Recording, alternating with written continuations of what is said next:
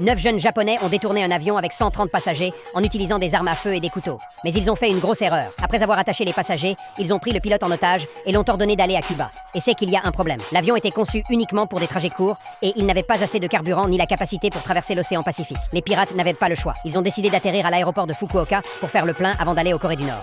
Après atterrissage, une grande foule s'était déjà rassemblée à l'aéroport. La police a réussi à les convaincre de libérer 23 otages. En échange, ils ont ravitaillé l'avion et donné au pilote une carte de la Corée du Nord. L'avion décolle en direction de la Corée. Le pilote reçoit un message radio, ici Corée du Nord. Au même moment, un avion de chasse est apparu à côté d'eux et a lancé un avertissement. Le pilote, paniqué, a réglé la commande. L'avion et l'intercepteur ont atterri. En descendant, ils ont été chaleureusement accueillis. Beaucoup de soldats les attendaient et des gens tenaient des tableaux pour les saluer. Mais le chef des pirates a eu un mauvais pressentiment.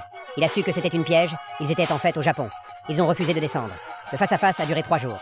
Le 3 avril 1970, les autorités japonaises décident d'utiliser les passagers comme monnaie d'échange. Les pirates ont alors libéré quelques otages. Et l'avion a de nouveau décollé, direction Corée du Nord cette fois-ci. Le lendemain, il a atterri à l'aéroport de Malin, en Corée du Nord. Les Nord-Coréens ont ordonné aux pirates de lâcher leurs armes. Mais quelque chose d'inattendu s'est produit. Les pilotes portèrent des armes fausses. Finalement, tous les otages sont rentrés chez eux sains et saufs. Et les 9 pirates sont allés aux prisons.